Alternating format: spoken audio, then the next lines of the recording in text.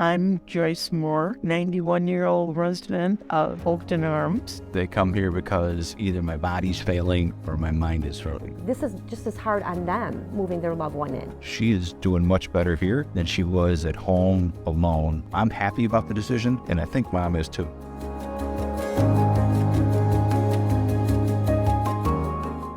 You want me to go first? Yeah, All right. go for it. Hi, I'm J.P. Moore. I am the son of my mother, Oakton Arms resident Joyce Moore. That's my mom. I've been here a little over a year, and I'm much happier now than I was a year ago. It's difficult for people to make change, but especially it's hard for old people. They're used to doing things a certain way. It's very hard for families to choose a community. It's a difficult process on the individual and actually the family members as well. My responsibility, building a connection with the families, is what makes it easy to transition them into an assisted and independent community. 2018, my mom and dad were home and physical health was failing. I had concern about if something went sideways, where would I help them to have a long-term care? I worked with a consultant. She gave me 6 locations that she recommended. Oakton Arms was one of them. I toured all 6. I broke it down to 3. I took Mom and Dad for a tour. Oakton Arms place. But it was a big budget. In 2020, my dad passed on to eternal life. When Mrs. Moore first came in, it was very hard for her. She had lost her husband. She had to move out of her home, and she put faith in her son to make the right decision. Her son did his homework. He toured many communities. And my mom's health started to fail. She busted a hip. She had pneumonia. In between there, we had a home care with laundry, cleaning, showering, all those type of things. And then after that second hip, did no longer keep her home and keep her safe. And that was really my job as the son, is to keep Mom safe. So we made the difficult decision to come to Oakton Arms. When we chose Oakton Arms, I met with the executive director, Maria, and she was fantastic. She returned phone calls. She met with us. She answered every question, and boy, did I have questions. My job is to make sure my mom's safe. I want to make sure she was safe.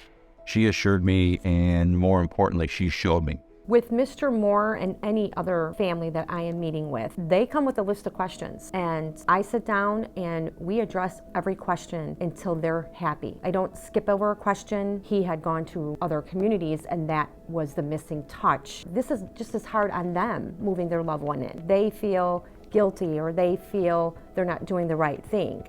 And it's just a simple touch of just touching them on their shoulder or holding their hand and saying, it's okay. You are making the right choice. You are making the right decision to place your loved one in our community. The decision for Mom was difficult, and as it could be for anybody. But it was helped by she had some friends here, but also faith. Her community is here, not only her faith-based community, but the community displays where she lived in and raised her family in. It was nice to know that I had 5 friends to start with, and then you make friends as you go along in the different classes and in different activities. They've got activities all the time. Something always going on. Moore was also very happy that her church was very involved in our community. The day that she came in for a tour, I was able to have her connect with those other church members. They have our church's service is here. And the people from here join, and some of the people from church come, so that's nice. She's been here over a year and a half. She is very happy with our care, the dining experience, with our activities. When Mom was living on her own, I would get phone calls, hey, JP, you're not showing up, and I don't have anybody to talk to. Now when I call her, she's like, well, I can only see you in this 20-minute period now because she's got this class, she's got word class, she's got auctions. I've got to schedule. I'm without his scheduled time to see my mother. I've got to get on her calendar to come see her. Sure. But that's really kind of the vibrance of it, right? Is the community, is she has something to do. She's engaged, whether it's faith or fun or friends. She's got it all. This particular family wanted hardwood floors. As we work with Maria, we had some room changes that we wanted to see to help the transition for Mom, to help her ambulate throughout the room on her own. I went to my leadership team. They were kind enough to approve it, and we made it happen because that was important to her. Maria took my mom in the next day, put her in a temporary room without question. They changed our carpet to a luxury vinyl plank. It looks better than where she was at. Yeah. She's got some grab rails to help her launch herself. Oh, the ones that you put on the side? Yeah, the launch rails. She can launch herself. Just good. Oh, shoot. He needed a place for his mom very quickly. So we were able to provide a respite room for her, and she was able to be here during the construction process, and she was able to see her room come together.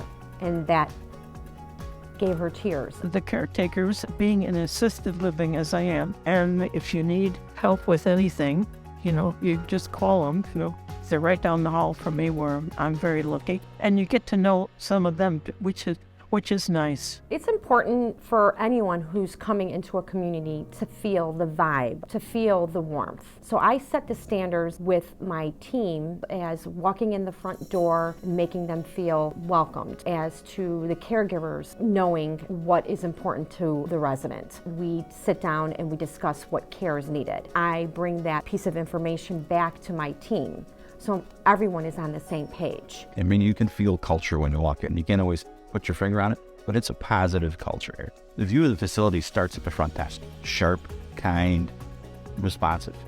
Now Tatiana's it.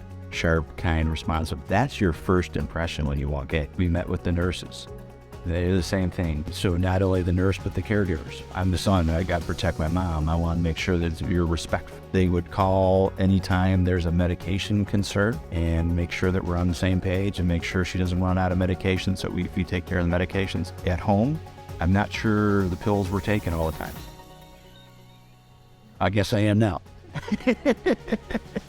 Here, I know the medications are being taken. One day they called and said, AJP, your mom's blood pressure is low. We don't want to give the blood pressure medicine. Are you okay with that? Absolutely. At home, that wouldn't have happened. And now she's here and she's getting her medications on time. She's getting 3 meals a day. She's getting the socialization. She looks a lot better from the day that she checked in to now. Everybody was very accommodating, very kind throughout the process. It made you feel that if you had any concerns along the way, they'd be addressed. And I can tell you, Mom said she's been here a year. We made the right decision.